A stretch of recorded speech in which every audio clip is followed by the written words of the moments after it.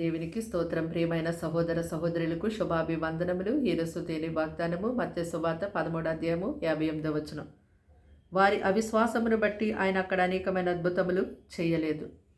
చూడండి, ప్రభువైన యేసుక్రీస్తు వారు శరీరధారిగా ఉన్న దినములలో తన ఊరిలో తన దేశములో ఉన్నటువంటి సమాజ మందిరాల్లో ఆయన బోధిస్తున్నప్పుడు అనేక మంది ఈటి జ్ఞానము అద్భుతములు చేయ శక్తి ఈయన ఎలాగ కలిగి ఉన్నాడు, ఇతడు వడ్లవాని కుమారుడే కదా, ఇతని తల్లి మరియ కదా, ఇతని యొక్క సహోదరులు యాకోబు యోసేపు సీమోను యోధాలు కదా, ఇతని సోదరిమణులంతా మన మధ్యలోనే మనతోనే ఉంటున్నారు కదా అని చెప్పి అభ్యంతరపడ్డారు.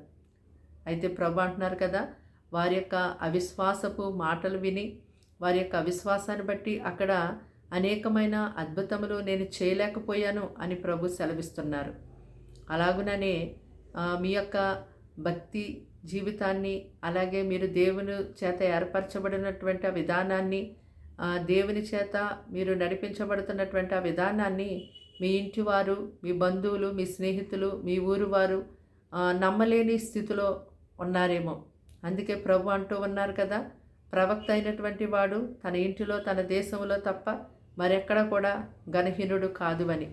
అయితే ఎవరైతే వీరు దేవుని చేత ఏర్పరచబడి ఉన్నారు, దేవుని యొక్క ఆత్మాభిషేకం చేత వీరు దేవుని కార్యములు చేయుచున్నారు అని నమ్మి మిమ్మల్ని వెంబడిస్తున్నారో వారి జీవితంలో మీ ద్వారా దేవుడు గొప్ప కార్యాలను జరిగిస్తారు.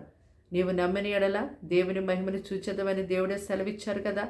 కాబట్టి మరి నీ బంధువులు, నీ ఇంటివారు, నీ యొక్క భక్తి జీవితాన్ని, దేవుడు నేను వాడుకుంటున్న విధానాన్ని, నీలో ఉన్న ఆత్మాభిషేకాన్ని గుర్తెరగలేనప్పటికీ దేవుడు ఎక్కడికి నడిపించి ఎలా వాడుకోవాలో నిన్ను దేవునికి బాగా తెలుసు. నమ్మినటువంటి వారి పట్ల దేవుడు నీలో ఉండి గొప్ప కార్యాలను అయినా జరిగిస్తారు. ప్రార్థన. దేవానికి వందనములు, స్తోత్రాలు, స్తుతులు తండ్రి. మాటలు వింటున్న నీ ప్రజల్ని మీ రక్తంతో కడిగి ముట్టి పరిశుద్ధపరిచి పవిత్రపరచండి. వారికి వారి ఇంటి వారికి రక్షణ ఇవ్వండి. గొప్ప మేలుతో వారిని నింపండి. నాయని దినమంతా సహాయం చేయండి. కీడు శోధనాపల్ని తప్పించండి. అంధకార విరోధ చీకటి శక్తుల నుంచి విడిపించండి. ఆయా భయంకరమైన యాక్సిడెంట్ల నుంచి తప్పించండి. చదువుల్లో సహాయం చేయండి. జ్ఞానం ఇవ్వండి. అయ్యా వారి యొక్క ఆరోగ్య విషయంలో మీరు ఉండండి. గర్జించే సింహం వలె వారి మృంగాలని తిరుగులాడుతున్న ఆ సింహం లాంటి ఆ సాతాను శక్తిని ఇప్పుడే వారి యొద్ద నుంచి బయటికి వెళ్ళిపోమని ఆజ్ఞాపిస్తూ ఉన్నాము తండ్రి. అయ్యా నీ బిడ్డల్ని దినమంతా రెక్కలతో కప్పి కాపాడి దీవించి సహాయం చేయమని యేసుక్రీస్తు నామములో ప్రార్థన సమర్పించాడు వేడుకుంటున్నాం ప్రియ పరలోక తండ్రి. ఆమేన్.